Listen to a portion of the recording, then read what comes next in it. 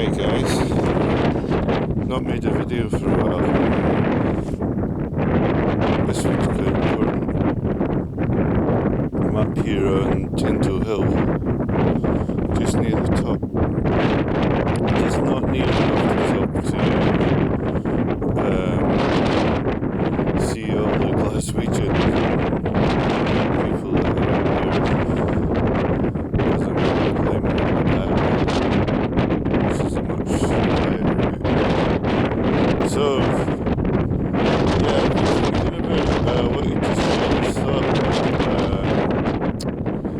basically freedom, and it's connected to love.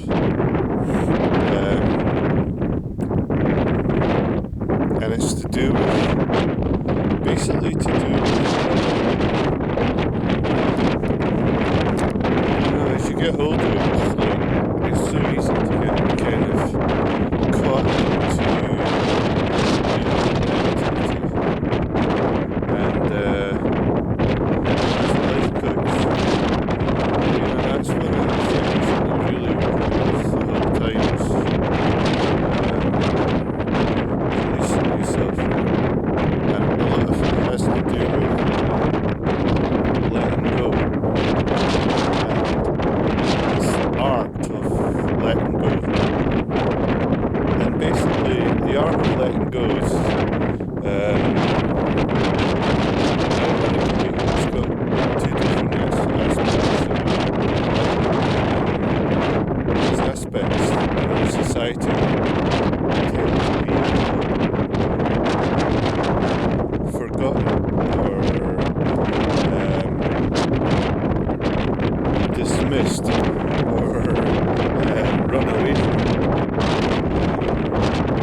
And they're to do, one of them's to do with death, because death is the ultimate letting go, and connected to it as well as the ultimate freedom. Remember when I started my spiritual investigation, I started it with Carlos Castaneda and Don Juan. And one of his things that I always remember is that basically, always, if you look quick enough over your left shoulder, you'll see death.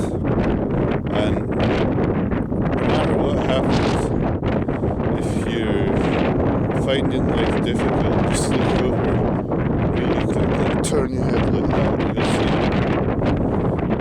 And he's always there. And it's true, you always see something when you do it, right? Basically, so it's this sort of letting go. And that death aspect has a lot to do with, ironically, it's to do with living. Steiner gives these two fundamental meditations. It's to do with actually meditating on living that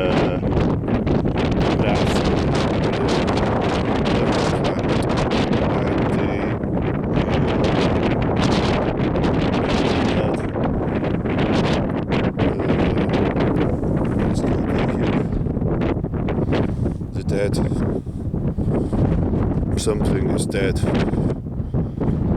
It's not so easy in a stone because, it's easier in a stone, but in the grass it's like disintegrating. So in some ways it's like a living death that's gone through, or a living composting, which is basically, it's a kind of living process in the death cycle.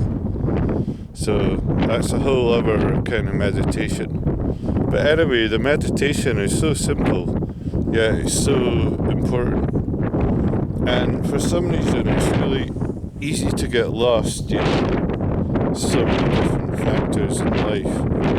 So you need a kind of compass, as well as having, your personal, your unpersonal too. You need a kind of life compass. You need some life truth. and one of them is a life and death thing, because it has to do with sleep and wakefulness. So it's all, in different phases in the day, you're feeling more tired, and some days bits you're feeling more awake. So the whole thing's connected. It's all kind of fused together in that kind of wonderful chaotic pattern of weave. And so yeah, this aspect of love is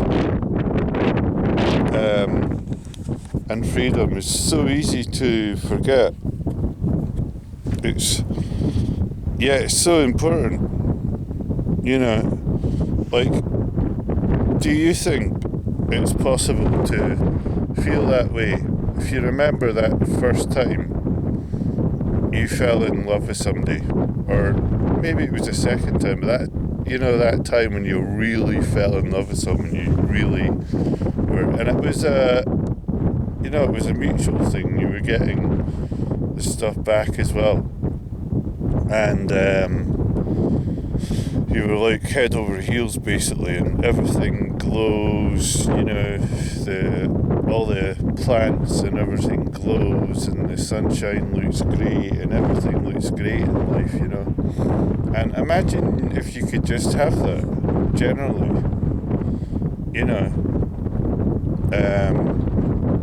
If you could give yourself it as a present, because I reckon basically you can.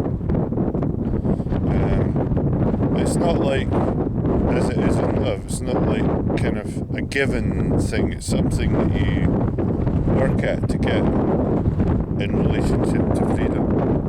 So basically what I'm saying is, this art of letting go. And I think what tends to happen is people, what they tend to do is blame other people for their feelings.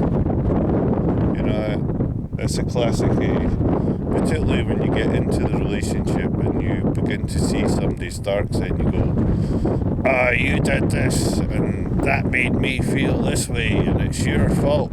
If you stop doing that, I'll be fine, kind of thing.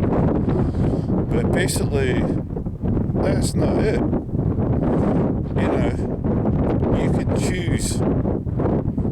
You can choose what you feel about what somebody else says.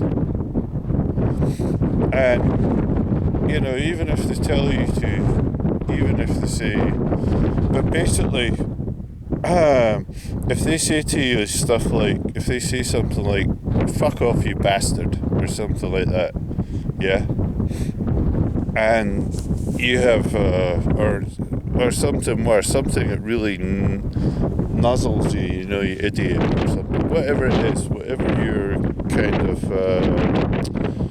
what do you call it, your trigger is, and they say it to you and it triggers you, and basically, that's your point there of decision. You can stand back and look at your body and your emotions doing that, or you can be in it. You can be in it and live it. And most people are in it and they live it. They don't stand out and go, I can see myself doing that. And that's what I'm talking about. That type of freedom where you can stand out and you can see yourself, so you're accepting 100% that you're having a reaction to that trigger. And of course you're aware of it, and you maybe analysed it before, or you can analyse it afterwards and find out what's behind it. I'm not talking about dismissing it. I'm talking about standing back and setting yourself free from that.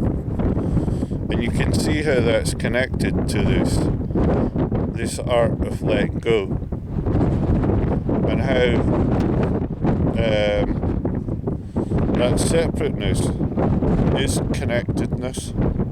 That's what's ironic, eh? You think, well, that's a paradox. How can separateness be connectedness? But it is. That's the whole thing about it. It's not. It's not different. It's like night and day. It's all part of the cycle. Yeah. The seasons. It's all part of the one thing. Basically, so you want to connect with this aspect of freedom. You want to, you know, that feeling of love for that other person is valuable, and it's disconnecting you from who you are. You're feeling really free and light, and you've let that kind of heaviness of yourself go, and you're just, you know, loving life. Yeah. Well, this is what I reckon when I was doing I found out when I was doing a course up in Iona, recommend it. The Iona summer school. And basically, it's what it is I realised that it's actually the Christ within you that you're searching for. So you're seeing that aspect of whatever it is that you love in the other person. But that is a part of the whole that you've not got in yourself, and you're really attracted to it unconsciously. And that part of yourself is part of the Christ essence, because he's part of everything and everybody, and that's the love, and that is the key to setting yourself free. That is it, pure and simple. Yeah. So I hope you found this helpful. Please let me know in the comments if you did. So I'm just going to say bye-bye to you now from near enough the top of Tinto Hill. Fantastic hill.